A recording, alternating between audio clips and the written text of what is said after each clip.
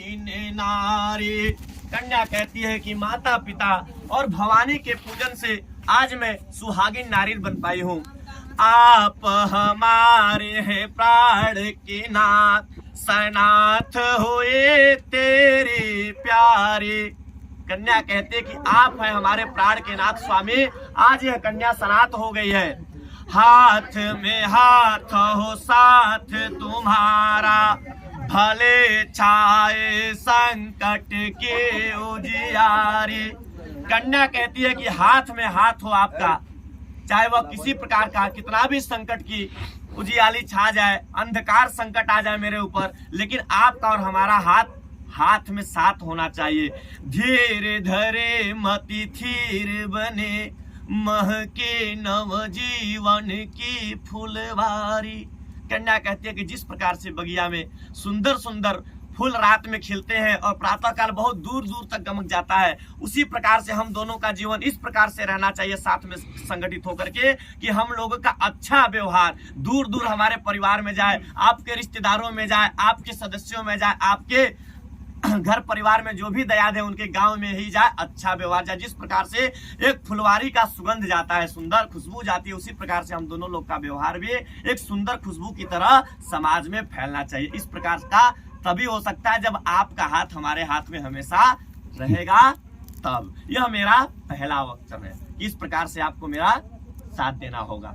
दूसरे वाक्य में कहती है, कोई समारोह पीट डाड़या, कोप खुदवान की सोच लो, तीर यज्ञ का पूजन का निर्माण कोई जो मंगलाओ, है दूसरी प्रतिज्ञा मेरी, इसको नहीं आप कभी भी भुलाओ। कन्या दूसरे वाक्य में कहती है कि आप किसी प्रकार का समारोह कीजिए, किसी भी प्रकार का समारोह कीजिए, अर्थात कोई आयोजन कर दीजिए, कथा रख दीजिए, रामायण रखवा दीजिए, रामचरितमानस का समारोह की दीजिए, अर्थात बालक के बर्थडे होने पे बर्थडे पे समारोह कीजिए। किसी प्रकार का कोई भी समारोह हो, अर्थात आप कुआं खुदवाना चाहते हैं, अर्थात आप पोखरा खुदवाना चाहते हैं, तो उसमें आप मेरी एक बार राय लेकर के ही यह कार्य करेंगे। ऐसा नहीं कि बिना मुझसे पूछे आप किसी भी प्रकार का कोई भी कार्य करेंगे। किसी भी प्रकार के कार्य में जैसा कि पहला कार्य यही होगा कि आप किसी भी प्रकार का समारोह रखना चाहेंगे तो आप मुझसे अनुमति लेंगे। आप अगर कुआं खुदवाना चाहते हैं, गड्ढा खुदवाना चाहते हैं तो आप मुझसे अनुमति लेंगे। यह मेरा दूसरा वाक्य है। तीसरे वाक्य में कहती है, दान उद्यापन और व्रत पूजन जिसको उद्धार प्यारे, नारी वही जग की जननी, भव सागर से जो पार लगाए। तीसरे वाक्य में कन्या कहती है कि दान करना, उद्यापन करना, व्रत करना, पूजन करना, यह नारी का धर्म होता है। अगर ऐसा नारी करना कर छोड़ दे तो हमारे समाज में नास्तिकता फैल जाएगी, भव सागर से कोई पार नहीं लग पाएगा। क्योंकि आप हमारे स्वामी, आप गृहस्थ जीवन में व्यतीत रहते हैं, आप काम धंधा में परेशान रहेंगे, लेकिन आपकी आयु के लिए, आपकी प्रतिष्ठा के लिए मैं ही व्रत करती हूँ, मैं ही पूजन करती हूँ। हे प्रभु, यह नारी का कर्तव्य होता है। तो जब मैं कोई भी व्रत अगर उठाना चाहूँ, किसी भी प्रकार का पूजन करना चाहूँ, तो आप उसमें हस्तक्षेप नहीं करेंगे। यह मेरा तीसरा वाक्य है। चौथे वाक्य में कहती है, परदेश स्वदेश विदेश से जो निज पौरिस से धन जितना लाना, ऐसा करे व्यवहार यहाँ कुल गांव समाज कमा न बढ़ाना, स्तंभ है जीवन का चौथा, इस स्तंभ को मजबूत बनाना। चौथे वाक्य में कहती है कि आप चाहे परदेश से लाते हो, चाहे स्वदेश से लाते हो, चाहे घर से लाते हो, चाहे बाहर से लाते हो। हे स्वामी, हे पतिदेव, आज के पहले आप कौन थे मैं आपको कतई नहीं जानती थी। आप कहाँ के रहने वाले थे, आप कितना कमाते थे, यह मुझे कुछ भी नहीं पता था। जब मेरी शादी आपके से संपन्न हुआ तब मुझे इतना खबर हुआ कि आप कमाते हैं। यह भी मुझे नहीं बताया गया कि आप परदेश में कमाते हैं या घर में कमाते हैं। मुझे इतना बताया गया कि लड़का जो है वह कमाता है। तो हे स्वामी, आप कमाते हैं, अच्छी बात है, सौभाग्य की बात है मेरे लिए कि आप कमाते हैं। किंतु अब चाहे आप परदेश से कमाइए या घर पे कमाइए, अंदर कमाइए या बाहर कमाइए, कहीं से भी जो धन लाएंगे वो आप मुझे बतलाएंगे। कि इतना मुझे सैलरी मिला है, इतना रुपया मुझे मंथली मिला है, यह मैं मुझे बतलाएंगे, मुझे दे देंगे। जरूरत पड़ने पे आप मुझसे पूरा का पूरा धन फिर वापस कर लेंगे। ना उसमें हस्ताक्षेप देते समय हम करेंगे, ना आप मुझको देते समय करेंगे। यह मेरा पांचवा वाक्य। चौथा वाक्य, पांचवें वाक्य में कहते हैं, आए प्रतिज्ञा करे पांचवी, क्रय विक्रय आप सभी करिएगा, पूछ बिना मुझसे नहीं हाथी ना अश्वन कोई रत्न लीजिएगा। पांचवें वाक्य में कहती है कि आइए पांचवी प्रतिज्ञा हम लोग करते हैं। पांचवी प्रतिज्ञा वो इस प्रकार से करते हैं कि चाहे क्रय विक्रय करना हो, आपके घर में पहले से पशु हो, अर्थात आप हमारे जाने के बाद पशु खरीदे, आपको अगर पशु बेचना भी है तो आप मुझसे एक बार पूछेंगे, अगर आपको पशु खरीदना भी है तो आप मुझसे एक बार पूछेंगे, अगर आपको सोना चांदी किसी भी प्रकार का कोई भी रत्न लाना है तो वह एक बार मुझसे अनुमति ले लेंगे। अगर आप उस रत्न को, दिए हुए रत्न को भी आप अगर बेचना चाहते हैं, रखे हुए रत्न को भी बेचना चाहते हैं, तो उसमें भी आप मेरा अनुमति लेंगे। मेरे बिना अनुमति का आप क्रय विक्रय नहीं करेंगे, है मेरा पांचवा वाक्य। छठे वाक्य में कन्या कहती है, जीरे जवार स्वर्ण या मोती के जेवर जो मंडप में लाए, बंधु कुटुंब पड़ोसियों में ममता क्षमता बतलाए, गहने पर हमने जितना गहन दिया उसको कभी ना उतरावे। छठे वाक्य में कन्या कहती है कि अभी कुछ ही देर पहले जब हमारा विवाह प्रारंभ हुआ, आप जैसे मेरे घर के मंडप में प्रवेश किए, आपने क्या किया कि आप मेरे लिए सोना अर्थात चांदी का गहना मुझे ला करके दिखाए, और उस गहने से आप यह प्रतीत करना चाहते हैं कि आपका क्षमता कितना है। तो आप अपने भाई बंधुओं के सामने अर्थात मेरे भाई बंधुओं के सामने आप अपना क्षमता बतलाए हैं कि मैं इतना क्षमता वाला हूं कि तुम्हारे अग्नि में मैं सोना चांदी ला करके तुमको चढ़ा रहा हूं, तुम्हारे लिए गहना मैं चढ़ा रहा हूं। तो हे स्वामी, जिस प्रकार से आप अपना स्तंभ जमाए हैं, आप अपना मान सम्मान बढ़ाए हैं गहना चढ़ा करके, तो उसी तरह आप अपने घर जाने पर मेरे गले से या मेरे शरीर से कोई भी गहना उतरवाएंगे नहीं, तभी आपका सम्मान रह जाएगा। यह मेरा छठा वचन। सातवें और अंतिम वचन में कहती है कन्या, मंगल कर्म कुटुंबियों के घर होंगे, निश्चित ही जाऊंगी मैं, बिना निमंत्रण आऊंगी जाऊंगी, ऐसा वन में मनवाऊंगी, सो सात फेरों के बंधन पे कुल जितन संग बिताऊंगी। कन्या सातवें वाक्य में कहती है कि हे स्वामी, अंतिम वाक्य में मैं आपसे कहना चाहती हूँ कि हमारा विवाह आपके साथ हो जाता है। ऐसा होता है कि हमारे माता पिता रहते हैं, प्यार लड़की से रहता है, उसको बुलाते हैं। माता पिता के न रहने पे मेरे भाई बंधु रहते हैं।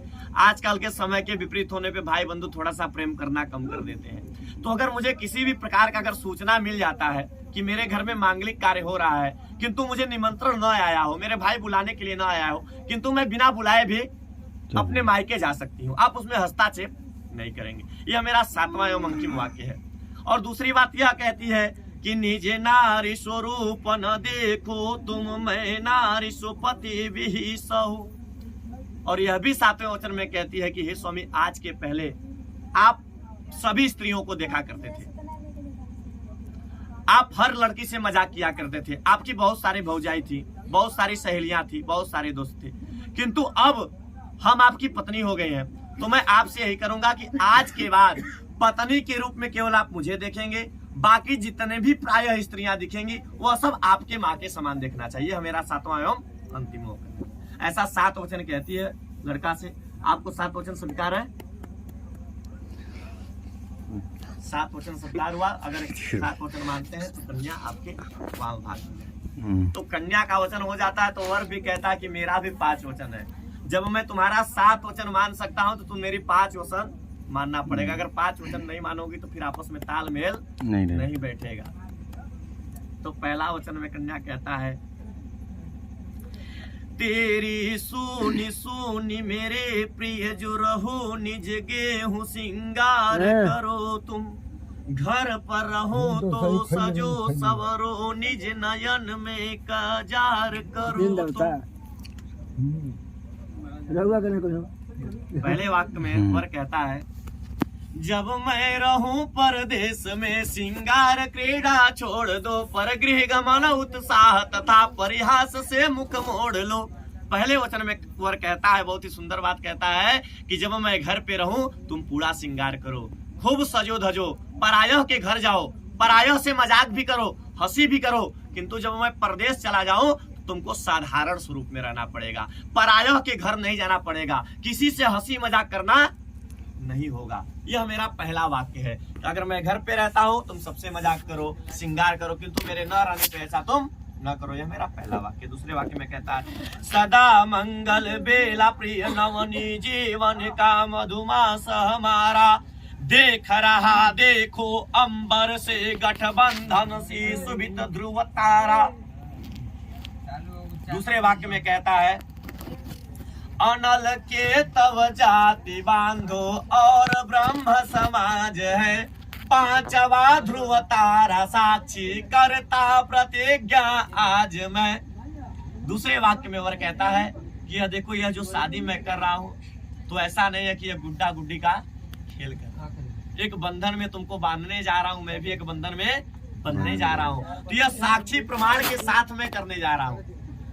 अनल के तव जातु बांधो, अनल हो गए, केतु हो गए, जाति हो गए, आपके भाई बंधु हो गए, अनल के तो जाति बांधो, और ब्रह्म समाज है, यानी दोनों पक्ष के ब्राह्मण रहते हैं, इस समय एक पक्ष के ब्राह्मण है। पांचवा ध्रुव तारा साक्षी करता प्रतिज्ञा, 5 लोग को यह साक्षी बताते हैं, वर 5 लोग को साक्षी कहता है 5 लोग के सामने मैं शादी कर रहा हूँ, इस शादी को कभी भी टूटने नहीं देंगे, 5 प्रमाण देंगे। यह मेरा दूसरा वाक्य है। तीसरे वाक्य में कहता है, चित्त मेरा अनुकूल रहे तब चित्त न आए कदा करी, जो कह भी निकले मुख से गिर जाए न मधुर पर प्यारी, तुम चित्तम मम चित्तम वाचा वाचित्वम।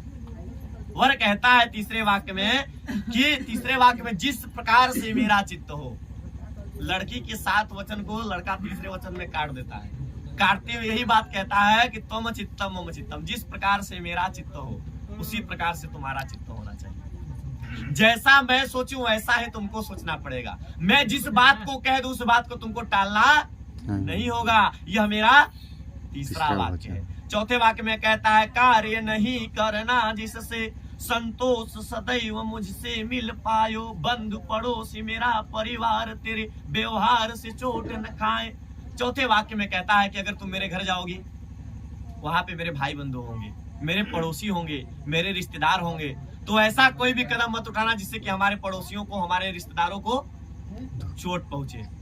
अगर कुछ दिक्कत होती है, अगर हमारे पड़ोसी तुमको कुछ कहते हैं, हमारे मेहमान कुछ कहते हैं, तो उनसे तुम वार्तालाप नहीं करोगी, उसके बात को सुनोगी और आकर के तुम मुझसे कहोगी, उसका फैसला मैं करूंगा, तुम किसी से जबान नहीं लड़ाओगी वहां पे जाके। यह मेरा चौथा वाक्य। पांचवें वाक्य में कहता है, पत्नी के बिना गृह आश्रम, निज धर्म में पालन में कठिनाई, जीवन किस धार बनो पतवार बनो तरणी तरुड़ाई, आज समाज में जह बनो तुमी आसन ब्राह्म परधारी, जो सनातन गुल प्रिय गिह पाप नहीं उसके प्रभु न्यारी।